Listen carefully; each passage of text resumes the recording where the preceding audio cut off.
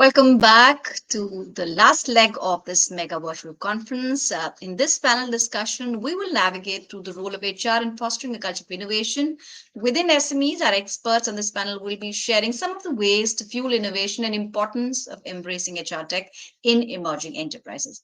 Very happy and excited to invite the guest on the panel, Anuja Singh, Head of HR at NinjaCard, Gaurav Garg, Senior Director HR at No Broker, and Asad Kumar, CHRO, Lending Card. Welcome, all of you.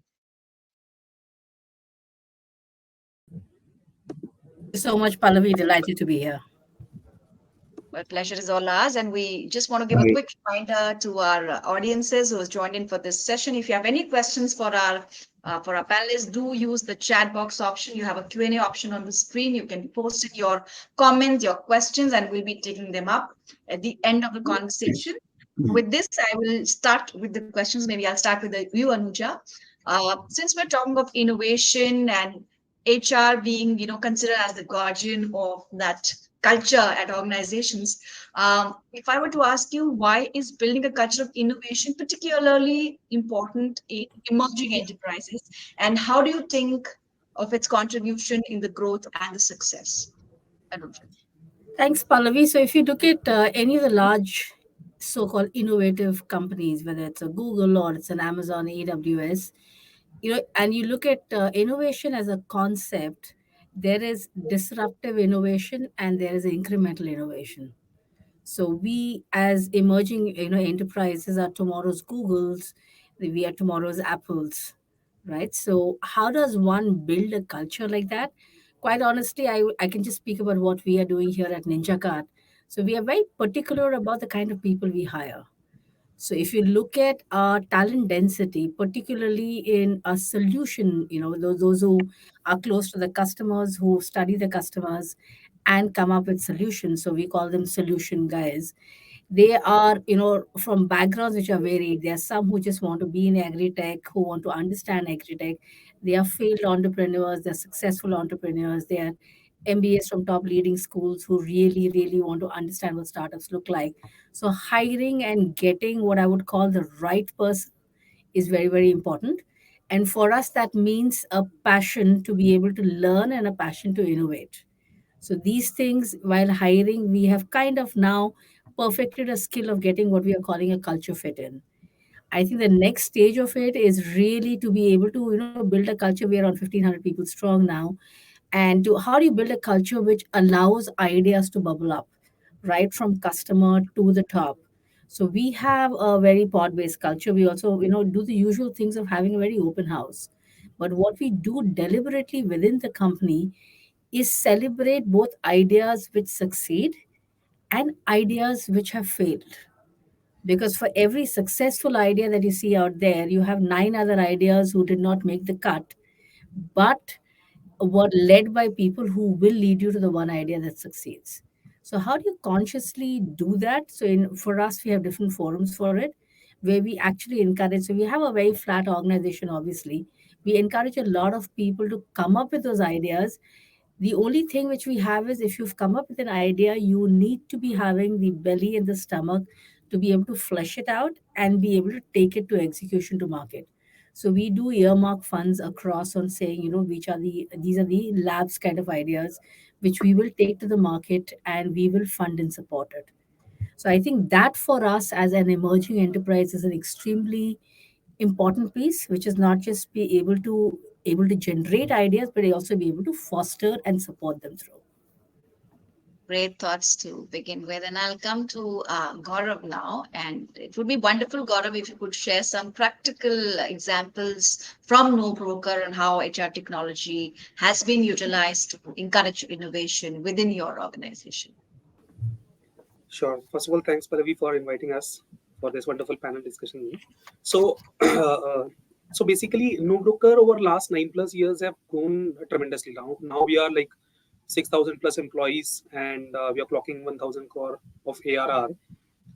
And we have entered into multiple categories, right? So we started with only the core services of buy and sell, and then uh, renting. But now we are into packers and movers. We are into painting, cleaning, home services. So almost every year, we have launched one new category, and that category is also doing good. So I think the a lot of business success can be attributed to the culture of innovation that we have built. So first and foremost, I think the broad 5 guiding principle that we have, one of the guiding principle out there is innovation. We promote people basically who innovate in their day-to-day business, so who think differently, who bring in new uh, thoughts, who do a lot of experiments. So we promote a lot of that particular culture. So that takes a lot of time. I mean, rewarding the right behavior and then making sure that people understand and then bring in new ideas. So that is that there. Structurally, if you ask, then broadly at the leadership level, we have one event that we do annually, which is called as Hackathon, in which leaders from business, marketing, and technology come together. We form teams in which it's a cross-functional groups who participate, who brainstorm, and who present the idea. And then these ideas are evaluated by founders themselves, and then they basically award the most innovative ideas, and then that particular ideas are picked for implementation as well. A lot of such things. So, for example, NoBroker was the first one to basically launch a feature called as Rentometer, wherein if you give the location of your property and then what all amenities are there, etc., then NoBroker can predict the rent that you should get for that particular property. So that was a really good innovation which came from this kind of event itself. So one is this. Second, if you talk about technology, then we have internally developed portal called as AIM, which is All India Matters. Okay.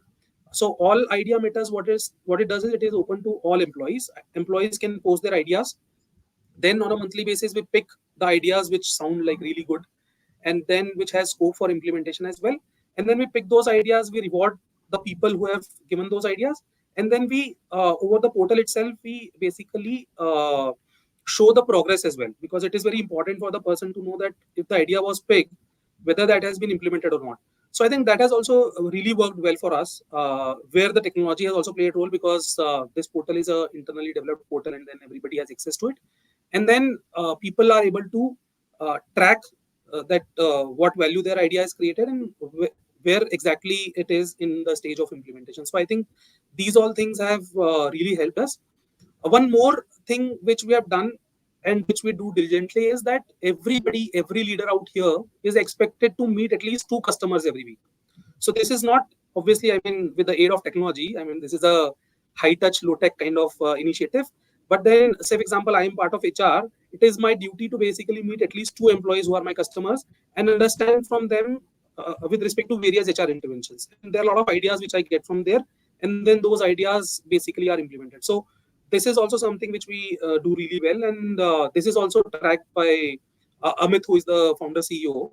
So he also does customer visit, and he also asks his leaders to basically do customer visits. Well, thank you, Gaurav, for sharing those, particular anecdotes with us. And I want to come to Asif now. And in the context of Blending Cart, if I were to ask you, how do you envision the adoption of an innovative culture impacting the fintech sector particularly? And how do you look at the role of HR in this whole transformation? Sure, thanks, Pallavi.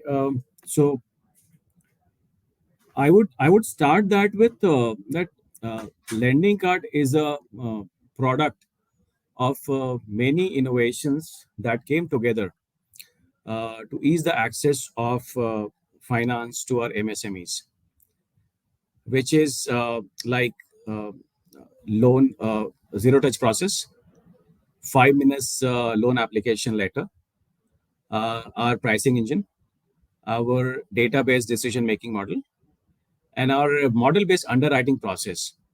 What is happening is right from my application to amount disbursement to collection. This entire process, the ease of process is involved so much of innovation, which is making it convenient for our customers as well as all our partners, which is our collection agents, our partners like co-lenders, our different channel partners which are accessing those. So entire process, right from application submission, disbursement, and its collection, entire is technology driven and all innovation based. So idea is that when we aim our entire to empower our MSMEs, the idea behind which we started this business, that we have to reach out to all MSMEs who are at remote places, which are So we call it wherever there's a pin code in India, those places we have disbursed a loan, which essentially means that we could not have done without innovation. We are reaching them. Is a zero touch. It's a zero touch process. 99.99%, at least I will feel comfortable. I say that 99% of customers we have not met and disbursed the loan. So it's all through innovation. It's a 5 minute zero touch. 5 minutes process, the application goes and the process happens till the disbursement happens. So when we empower loan process, we have built a culture which is defining that, okay, in this culture we will have a robust process of innovation, culture of innovation we'll have to build in. So I think whether it is a fintech industry, fintech startup, or any kind of financial institutions or any kind of merchant, they need to keep revolving. They have to keep exploring new ways of doing things, which is value for customers, secure, as well as convenience for the customers. In LK Lending Card, we have 7 values on which we live with it day in, day out, which is one team, customer obsession, innovation, speed matters, ownership mindset, one team, and first time right. Think big. And we follow it in terms of we have these all values are part of my KRAs and the goals. And when we do as part of this KRA and goal, we work in day out, keeping these values in mind. I believe that we are in the right direction of innovation. One example I'll call out that with the mindset of first time right and customer obsession, we have created this system of 5 minutes loan dispersal for all the customers. That's where we have looked at. There are multiple things. What we are doing is we have to keep innovating our stuff, because we always ask what's new we are doing it in this year. And that's where HR come into picture in terms of what we are doing is, because we have to look at what kind of people you have to hire in the organization, because you have to keep evolving yourself. You have to keep yourself relevant because market is picking up. We are obviously in a lot of areas. We are first in the industry, but we have to keep improving. We have to keep ourselves relevant for the industry so that we are remain at the leading space. So in terms of hiring, in terms of training, in terms of we have some of the things we have defined in terms of our for the KRAs, for all the leadership team. What we've done is there are multiple areas which you have asked. Few KRA is standard for all our CXOs and all the leadership team, which is saying if the disbursement target is X number, that target is for me also as an HR. That target is for a IT head also. That target is CT also. That target is for a CEO also, because everyone eventually is leading towards that target. One section, we give a particular section and a particular weightage to one section which says strategic initiative in this group. You can't only do a BAU because that's what you have done and dusted. You can keep improvising things as a one part of it. But what's new you are picking this year as a ownership, because that's where you have to keep improvising and keep innovating stuff. So that's the thing we are putting a lot of focus as an HR in that area. So that's what things what you're doing in Lending Card. Right. Sure. So in fact, the part that you mentioned about evolving and adapting to the changes, customer needs, I think that stands true for all kinds of organizations. But thank you for those thoughts there. And Anuja, I want to come back to you as the head of HR at Ninja Cart. It would be wonderful if you could share some strategies that you may have employed to promote cross-functional collaboration and knowledge sharing among employees to drive that innovation bit which we started off discussing. Thanks, Pallavi. That's the question which you've asked is a tricky one, because it's definitely an area we wish we could have done better. So there are 2 or 3 things, and I loved the previous answer, because we've got values which are very similar. So whether it's customer obsession or owner mindset, I think those kind of attitudes or values, you'll find it very common in the emerging enterprises space. So, if you're specifically talking about what we are doing on the culture of innovation, I would call out 3 things, and I would also kind of qualify that there's so much more that I would really like to do. So, one is that entire piece of customer obsession, of meeting customers, understanding what's there. Also, the agri tech space is highly complex. It's highly complex, it's highly spread out, it's very seasonal, it's localized, and we are a B2B player. So you have to meet the trading guys, the mandi guys, but you need to understand them, because end of the day, you're trying to build technology for people who have done this for generations. So you'll find onion traders who are, fourth generation doing onion trading, and it is a very, very complex market, and it's highly efficient.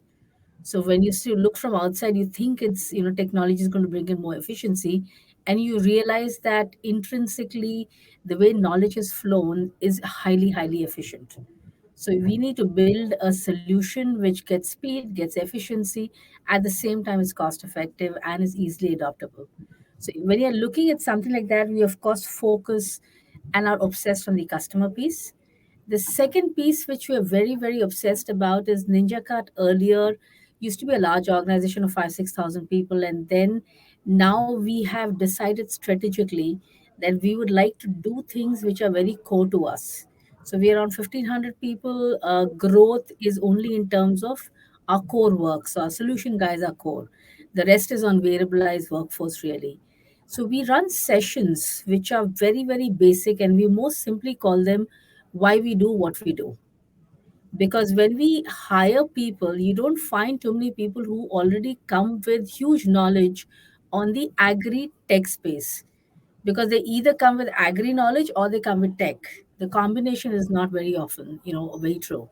So we also evolving, and in true startup space we call it pivoting. So we keep changing and we keep getting new things into the market. So from a knowledge perspective, we try and make sure we do sessions of why do we do what we do. As simple as that, we invite all employees across cross sections to come and understand and question it, to have curiosity as a core behavior set is what is very, very important for us. The third thing what we do is we do our, for example, we are fairly clear. We are both a platform space and a marketplace organization. So we do have work from office only.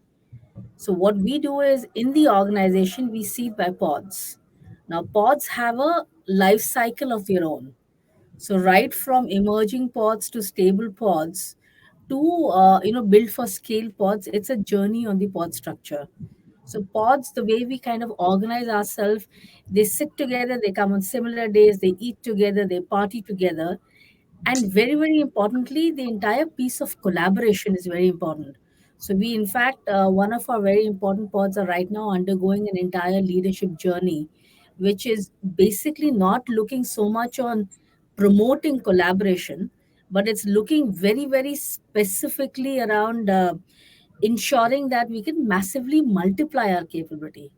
Because in emerging enterprises, you don't talk about targets of twice, thrice, you talk about 8 times. So that's the kind of speed that you're talking about. And to ensure that these structures, which are very structured at the same time loose, is important. For example, intra-pod collaboration is a given, but how do you ensure that a pod of commerce, of lending, of say pre-harvest are collaborating within each other and knowledge is being shared? So a combination of the entire pod structures and why we do what we do are things which get us together. So we make sure that ideas are exchanged, particularly failures are exchanged. I really wish we would get better at documenting these failures and documenting our knowledge, but we've not been extremely good at it, and that's an area of improvement that we want to get there. What we do is, whenever somebody is talking about an entire experiment, we try and make sure we keep an audio file of it, because that's the easiest to do rather than asking people to write white papers. We at least maintain that that is there. So we have what we call a lot of living legends and living, living libraries of knowledge, which everybody knows about. So Well, the other very simple thing which we do is we work across one floor. So a lot of conversations, meetings, all surfaces are writable. So whether it's the desk you're sitting in or our pantry tables or the walls, you'll find, ideation going on all the time. So that's the kind of environment we are in, really. Well, it's always wonderful to have different perspectives on a panel like this. We heard the challenges that fintech industry might face, and you shared about the agri tech. And I really loved the point about the why part of digging deep into the why and getting answers for a lot of questions. So I want to bring in Gaurav here, and Gaurav, it would be wonderful if you could also tell us about any challenges that you think may actually hinder the adoption of an innovative culture within, particularly emerging enterprises, companies that are really aspiring to become big, and probably what could be the ways that uh, organizations can adopt to overcome those challenges. Yeah. So I think while everybody basically want to build a culture of innovation, I think one thing which comes along with generating a lot of ideas and doing experimentation is that there would obviously be a lot of failures, right? So I think if this particular point is taken care of, I mean, if people are made aware that okay, failures are okay, I mean, in this particular journey, then I think this can create a large difference. And obviously, I mean, the junior you are, it is more difficult to basically communicate this particular aspect that okay, failures are going to be okay, I mean, in your role.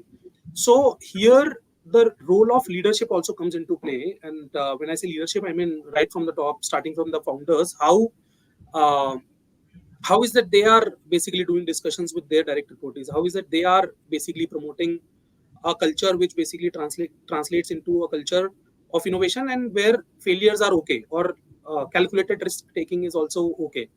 So I think if these things are not there in place, if I'm not, say, for example, rewarding a behavior which is leading to innovation, the end result might be that okay, the person has not been able to succeed. But am I basically bringing that point during the discussion? Am I giving the right feedback to the person? Am I at least acknowledging or recognizing the fact that okay, you have tried differently?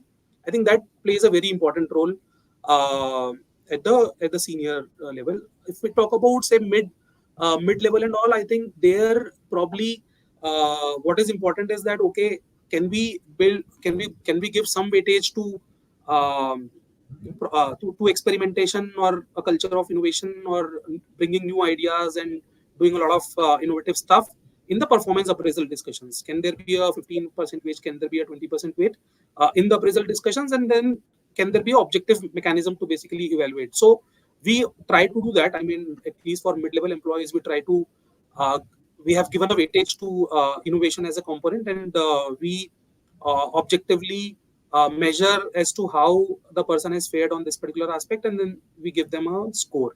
So I think these two things are really important at leadership and middle level. I think at the front line level or the junior most level, since they are the ones who are closest to customers, I think they are the ones who can bring in a lot more ideas. But again, I mean, the risk of failure is very, very high. I mean, their need for that particular element of safety is very, very high, right? So there, what I think is they are also not very clear as to what will happen if I give an idea. Will I be appreciated? Will I be rewarded? Will it be okay? Or shall I do something which is basically as per my rule book, etc.? So there, I think instant gratification works pretty well.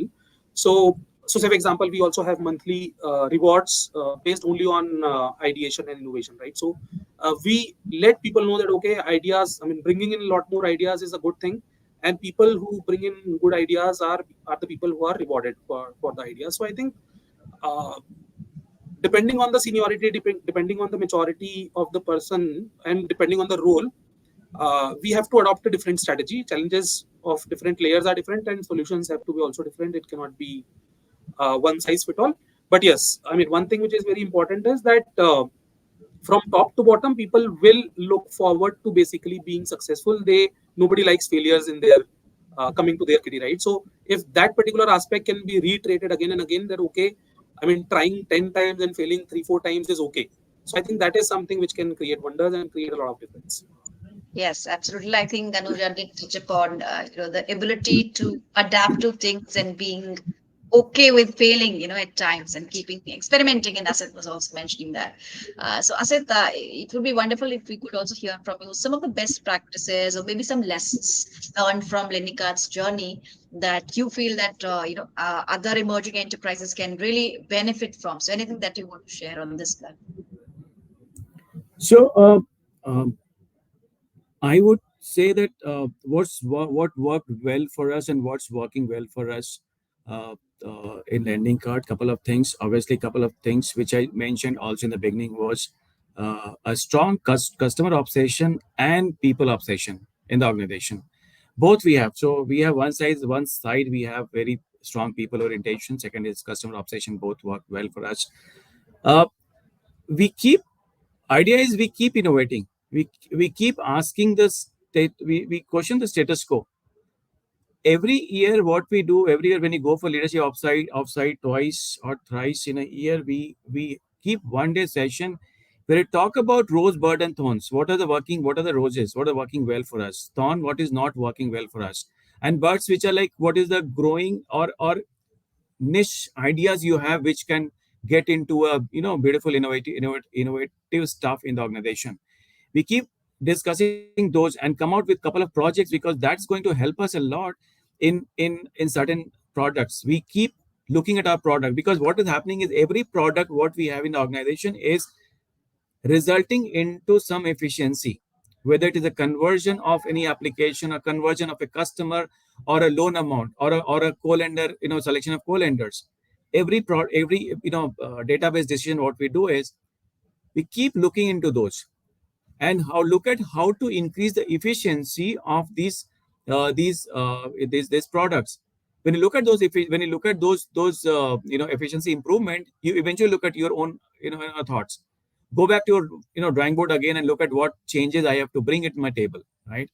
So that's something which you do it. Second is we always tell people fail fast and learn. It's okay to fail fast and learn, innovate. We are not here to judge you, we'll help you.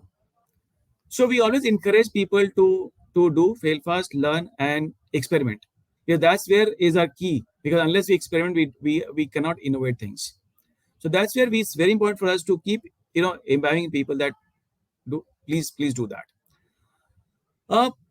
Another thing what we do is from if I look at from people's side, when I talked about this KRA, because we are strong focus on my PMS process, because it's important that when you look at the what, we look at what and how both. We give equal importance to what as well as how, because how is something which define my competency. Because competency is something which is long lasting. How you have achieved something is something long lasting. That is, we have to focus a lot. We reward for our innovative ideas. Next is, when we look at our PMS process, we ensure, we always tell our people, don't mix performance discussion and compensation in one meeting. It's a small thing, but it psychologically impact a lot to any individual. As soon as I tell that this is what your rating is and this is what your compensation is, I just forget my rating part. I start thinking, okay, this is a net compensation. So what next? Should I continue? Go? It is rewarding my work or not?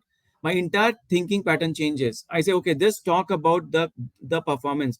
What went well, because the person have worked for you for entire year. Respect that, spend some time, read the document, and have a very, very detailed conversation with the people. That's very important for us, because you respect. For me, for HR, I think trust and respect for your people is topmost thing. Your innovation will follow that thing. So we ensure PMS process is very strong, unbiased, and we every time end of the PMS, we take a PMS fairness survey from people to get the feedback, what went well, what did not went well, and we improvise on those feedback for the next year. One thing we always started is we call it Accelerate program. And Accelerate is something where we have told our people, middle management, that I'm looking at you as my next CXOs in next couple of years.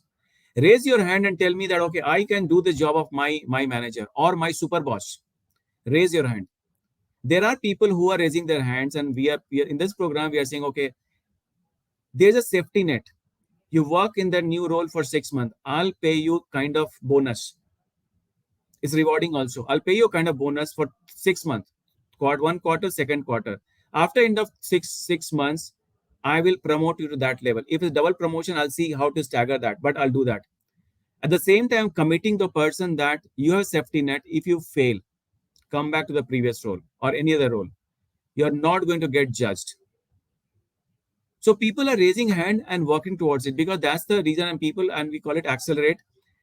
It's not one level up kind of IJP. I'm saying double up, 3 up. If you think that, oh, I can do it with the job of my boss, raise your hand. I'll provide that opportunity. So those we are doing is because that's the important. Second, third is outside in perspective. We keep getting the feedback from market. We go to different vendors. I mean the consultants. Get outside in perspective. But what we ensure is we don't want to copy those stuff. What is important is every outside in perspective is not relevant for your organization. Your organization has a different journey. Your organization has a different value system. Don't copy that. Get the outside in perspective. Use that perspective in line with your own journey and adopt those. If I just copy paste, I'll not be successful. But my journey is somewhere else. I'm just 10 years old in the industry as an organization. I can have, but being relevant is important.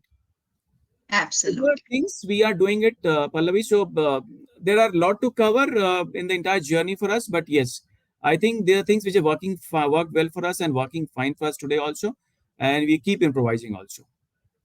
Well, we could see a lot of thumbs up going up while Asit was answering. A lot of appreciations for our panelists. And I think now we can move on to the Q&A bit. But maybe just before that, Anuja, any takeaway that you want to share or any probably advice that you would like to give to HR leaders who are in emerging enterprises looking to embrace HR tech, not only to make an impact, but also to improve employer attractiveness and all the points that you sort of narrated in the beginning? Pallavi, a little unconventional, but if I look at my own journey, I've worked a lot in established, structured MNCs and then joined what you're calling emerging enterprises. The first thing that I suggest to everybody is to unlearn. So, we all used to a certain way of working. What has worked before may not and probably will not work here. So, unlearning, adopting to, or rather embracing the environment, and then working for the business is very important. The other, so one is unlearn, the second is understand the business. Sure, sure. So be the quintessential business person in HR and not the HR person in business. Wonderful. That also forms the core of our virtual conference because we have tried through different panels today to actually elevate the HR leaders to become agents of change and think like business partners. Gaurav, one key takeaway from you before we move on to the Q&A. Yeah, I think culture of innovation is the key to success. And as Anuja also mentioned, I mean, what you hear will not take you there, right? So if we have to keep on innovating every time. I mean, and at the same time, if we have to make sure that employees from top to bottom are aligned to this one core philosophy, then it has to be ingrained in culture, and people should have a very strong feeling that okay, failing is fine, but yet uh, keeping on innovating and keeping on solving difficult problems is going to be the key. Wonderful. Maybe we can start taking up the questions. We do have some time in hand. We'll try and take up as many as we can. So there's a question which Abhijit wrote to us, how to establish diversity and inclusion policies, which is also very critical to building innovation. Asit, you want to answer this one? I'm just reading the question. There was an inclusive policy, which is also critical to building innovation. Right. I think yes. I think because in my mind, this is something important because people, if I look at DNA perspective from the lens of entire diversified thinking process, because we at times when you hire people, one kind of mindset, you think particular way. Have it diverse. Because when you have diversity, you have to have different views getting from different side. That way we are covering. What happens is when you create any policy or any process, you miss the edges. I look at a table and okay, if I look at a table, on the table, everything is fine. But when I look at the edges, it's missing because that's where my DNI will help. But that's given different perspective. And I think diversity and inclusion definitely important for my innovation for any organization because they give different perspective. They, as in the entire organization, give different perspective from different lenses, coming from different places, different gender, different race. They give different views because everyone comes and everyone brought up with different value system, different belief system, and that helps. That helps in building completely. So I think that is very important for us. Sure, sure. Thank you so much, Asit, for answering that one. And there's a question which is especially for Anusha. You may have answered that on the chat, but it would be wonderful if you could, share it with the other panelists as well. So the question is by Ashok. It says, "What are your top 3 challenges which HR leadership faces in the current era?" So, please go ahead. You're on mute. Sorry, I said this is an easy one for me because I've written it down. So for us, from an HR perspective, the top 3 challenges is institutionalized knowledge retention, whether it's agri or tech. We are moving too fast. So we have, as I said, we have little knowledge libraries which walk in and walk out every day. So I think, from a management perspective, how do we do that is very, very important. The second is management of creativity. The whole piece, it is nice to say you're innovative, you've got a lot of culture, but how do you manage an idea's life cycle and ensure that it's not the loudest voice which is heard, but the most innovative idea which gets taken in. There are various things that we are doing on it, but I really wish we could do far more. The last one is management of diversity. So in a emerging enterprise, you've got multi-generational. So it's not, so when you think diversity, you very often think gender diversity or LGBTQ right now, because those are the buzzwords in. But if you look at it from a very, very basic sense, it's multi-generational. How do you manage a bro culture? Because we all a bro culture, everybody's a bro, right from the CEO to the business head, to the person who's serving coffee, they're all bros. So how do you manage that? How do you manage ideas don't know language. So you'll have a lot of highly intelligent, highly domain rich people who might not speak the best of English. So how do you ensure you have a platform for them? How do you ensure that different backgrounds, failed entrepreneurs, successful entrepreneurs, rich multimillionaires, all come in into a melting pot where ideas are heard and everybody feels respected. So for us, from an emerging enterprises, these are my challenges. And the largest of them all is, to manage what I would call talent density. So you've got highly sharp, highly innovative, highly energetic individuals on the floor. How do you make sure they come together and collaborate in a manner which has less bureaucracy and more forward looking? So you can never do enough Wonderful. on that front. Great, great. Thank you for answering it so elaborately. So I think, Ashok, that gives you an answer. And we have another question by Arnav Rawat, and Gaurav, maybe you want to take this one up. How does HR technology encourage employee interaction and teamwork to promote more inventive and creative work? How would you answer this, Gaurav? Yeah, so definitely tech is the need of the hour. And so what we do at NuBroker is that we use our HRMS and we use the internal social media tool that is available on our HRMS to promote a lot of good stories about people. So, say for example, if there are 20 people who have volunteered for a volunteering program and then have went to a school wherein they have imparted some education to underprivileged children. So we kind of go ahead and appreciate that, and then there are a lot of people who kind of get a lot of insight from this, and they also get inspiration. And tomorrow, I mean, they might also feel that, okay, why don't I take out time from my busy schedule and do this?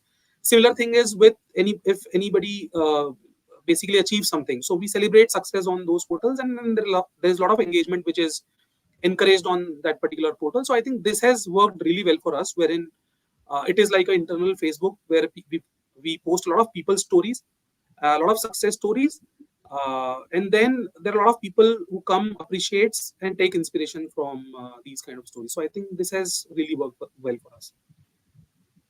Wonderful. Anything, Asit, Anuja, you want to add? Asit, maybe you haven't spoken, so maybe you want to add to this one. So I think while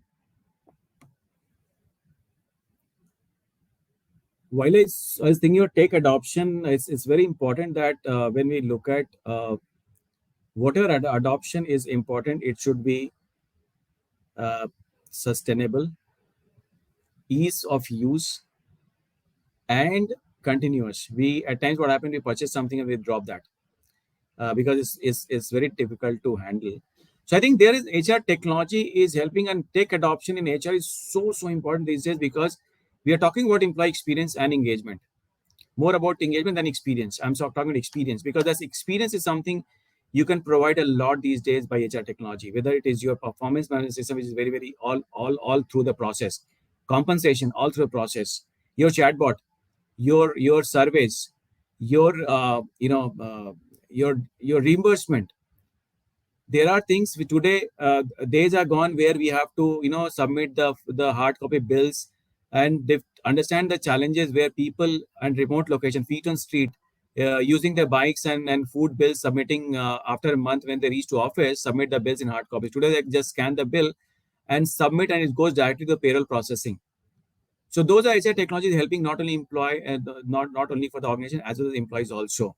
So I think this is going to change significantly the more and more we look at different HRMS today.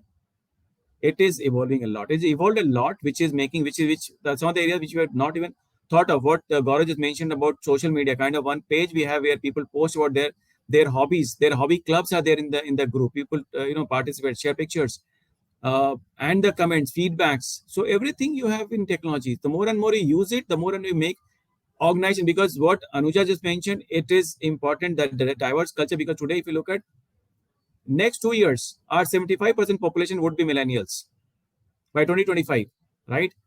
So, and then you have a mix of people who is like all Zen till millennials we will have, right? So we have to see how to change the mindset and make everyone use the technologies to make it convenient. So I think it's Sure. going to help a lot. And so a lot to do in this area too. Sure. I think we do have maybe a couple of minutes. So with your due permission, I'll take one last question. This is sent by Rupa Majumdar, and the question is around AI. How AI is affecting the HR industry? Is there anything negative, probably any threats or any challenges there? Do you believe that the human touch will become less important? As always, like a perennial question as the world shifts to data-driven decisions. So any one of you can take this one. Who would like to answer this one? So if you look at Pallavi, I was looking at from the core, whatever AI is doing, helping a lot, but human touch cannot go away. That is going to get more powerful. Reason being, even for AI tool you're making, you have to, those are being built by human only, right?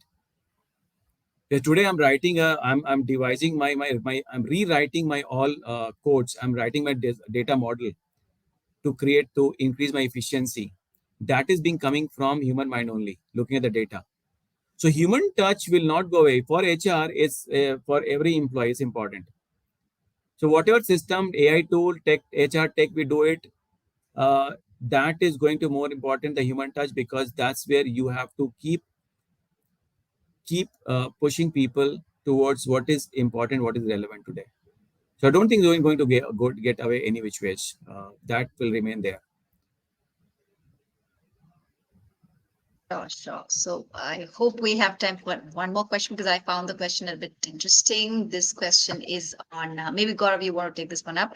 How can HR play an important role in the mental well-being of an employee? And does only freshers, employee engagement sessions play a vital role in it, or should we also look forward to any other solutions? I think you did talk about different ways of that cross-functional interaction, but how do you want to answer this?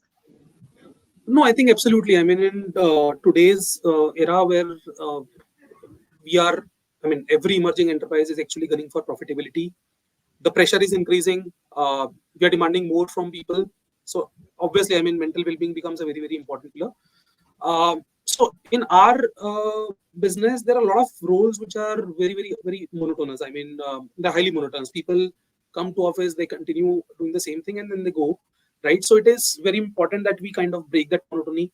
We uh, do a lot of engagement activities which helps people, which makes them have the free time. I mean, they feel more connected with their counterparts, and then it also makes sure that there is a team bonding, right? Because it is a difficult job. I mean, daily you have to come, you have to talk to customers. Some customers might be irate, some customers might not like what you have just told to them. So it is not an easy job. Yet it is highly monotonous. So I think having those small breaks and doing those 1 minute, 2 minute activities definitely helps.